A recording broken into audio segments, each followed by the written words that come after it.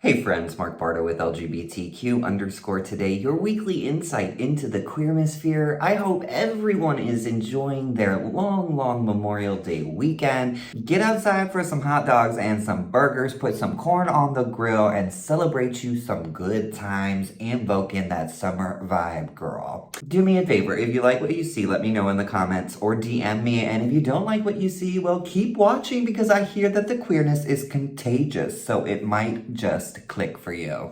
Well, let's see what I've gathered for us this fine Sunday morning. Conservatives are crying that Lego's new Pride set is shameful and divisive. Congresswoman Lauren Boebert is criticized for saying her pronoun is patriot. And a TV anchor goes on a rant about Kellogg's woke cereal, stating that the Lucky Charms Leprechaun is gay. Well, it's time to grab that sausage, egg, and cheese and a cup of coffee because it's time to get started.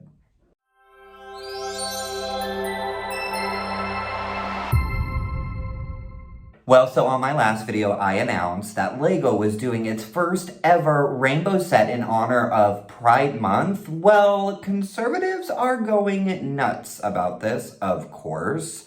So Fox News and religious pundits have gone so far to suggest that the kit's existence is similar to the values of a white supremacist and that it needs Christian attention.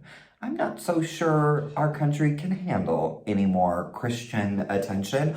Southern Baptist leader and prominent anti-LGBTQ douchebag Albert Mohler went on his website writing 2,300 words of an essay stating that the moral revolutionaries have based their entire argument upon an idea of personal identity in which sexuality is the most important thing about you.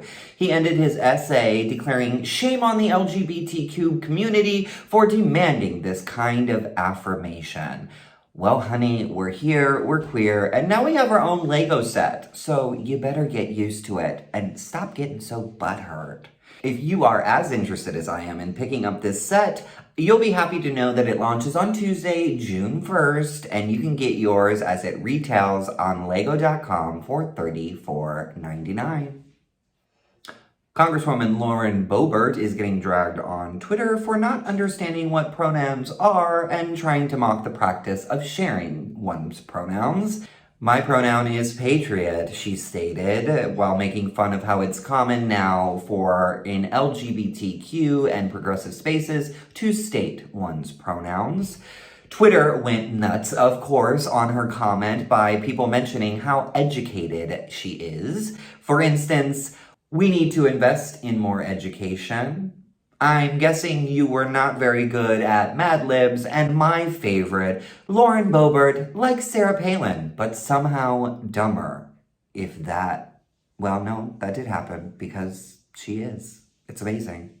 Can we blame her? I mean, can we really blame her? She's not even a high school graduate. We can't expect her to grasp the idea and the premise of pronouns.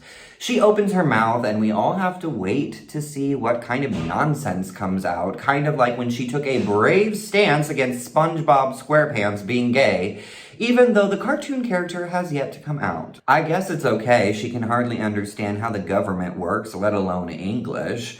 But I do look forward to her children reading about her in the history books. Idiot.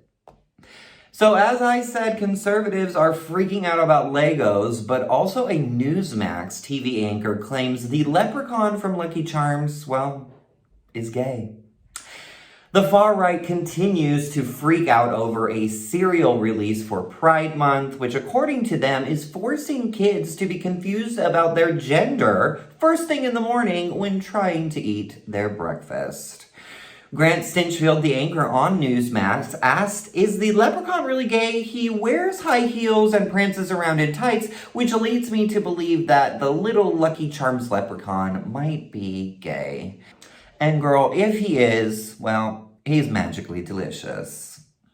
That rant all came about because of the Together with Pride cereal from Kellogg's, which is a limited edition cereal they are selling this year to celebrate Pride Month. So his moral was, kids, switch to granola.